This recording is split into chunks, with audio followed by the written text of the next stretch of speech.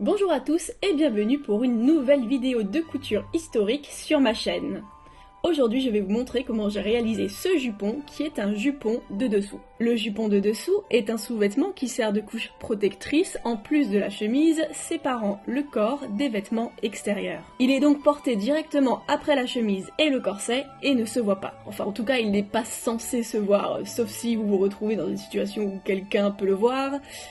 Dans une situation plutôt intime, d'ordre plutôt... Enfin bref, vous m'avez compris. Pourquoi je parle de ça, moi? Le jupon sert donc de couche protectrice en plus de la chemise, car, rappelons-le, les femmes à l'époque n'avaient pas accès aux protections menstruelles actuelles. Elles n'avaient donc pas le choix que de laisser couler, littéralement, leur menstru. C'est pour ça qu'on portait plusieurs couches de tissu afin de protéger les vêtements extérieurs plus coûteux et qu'on ne pouvait pas laver. J'ai choisi de réaliser ce jupon dans une toile de lin qui est la fibre la plus utilisée pour les vêtements de dessous, comme la chemise. Mais ce type de jupon pouvait être également réalisé en coton ou en drap de laine pour protéger du froid en hiver. On pouvait aussi utiliser une toile de coton matelassée, également utilisée pour protéger du froid et apporter plus d'épaisseur.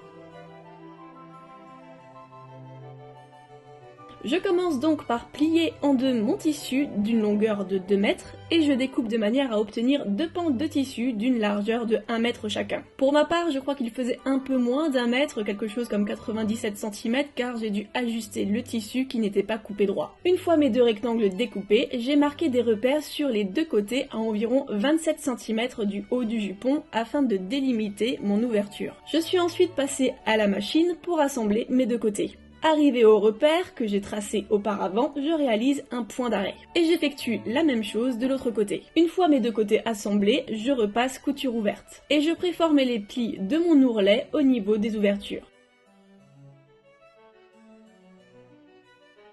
Après avoir compté ma valeur de couture au niveau de mon repère d'ouverture, je commence à former mon ourlet à 0,5 cm, puis j'épingle.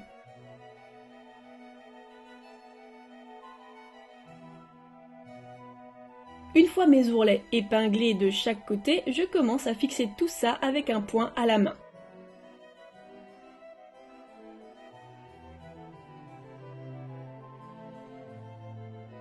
Oui, vous avez compris, même si je réalise le gros du travail d'assemblage à la machine, j'aime la finition du point à la main et ça ne me gêne pas de passer du temps dessus.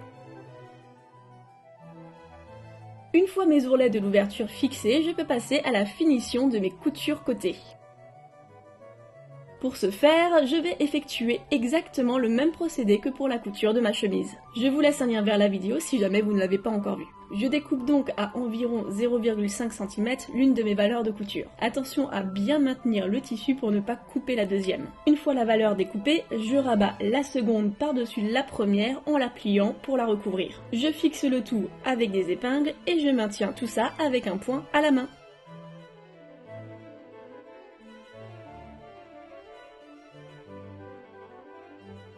Une fois mes deux côtés finis, je peux passer à l'ourlet de mon jupon. Je préforme mon tissu au fer à environ 2 cm et je couds encore une fois à la main.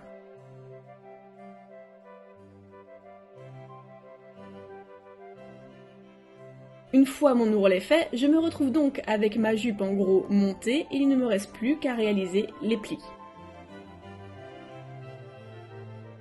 Je commence donc par former un pli creux au milieu de mon devant, ou le dos. Je sais plus par lequel j'ai commencé, mais de toute manière, c'est la même chose de chaque côté. Je forme ce pli plutôt large, environ 4 cm au total. Puis je commence à former les plis de part et d'autre du pli creux. Ce processus est réalisé à l'œil. J'ai disposé 7 plis de chaque côté de mon milieu devant, chacun d'une largeur d'environ 1 cm, mais je ne les mesure pas pour la simple et bonne raison qu'à l'époque, les couturiers ne s'embêtaient pas non plus à le faire. Et oui, ils ne mesuraient pas la largeur de leurs plis, jugeant probablement ça inutile, d'autant plus que c'est sur un vêtement qui ne se voit pas.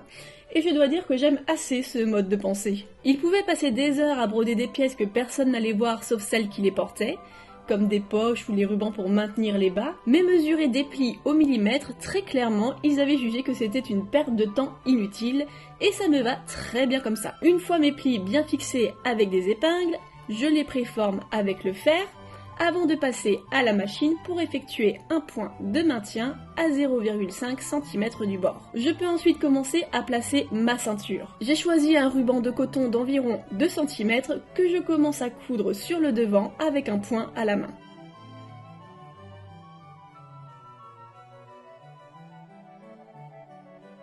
Puis je le replie en le préformant avec mon fer et je le fixe encore une fois à la main de l'autre côté.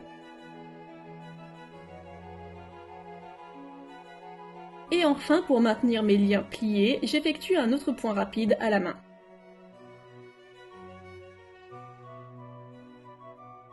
Et voilà, mon jupon de dessous est terminé.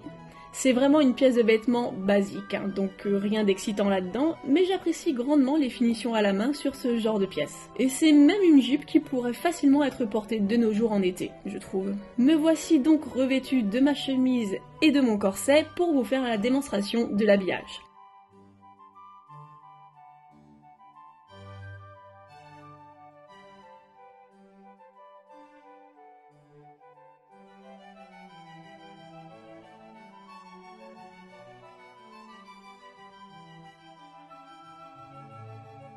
Je commence donc par nouer les liens de la partie dos sur le devant. Puis je rabats le devant de ma jupe et je noue les liens dans mon dos.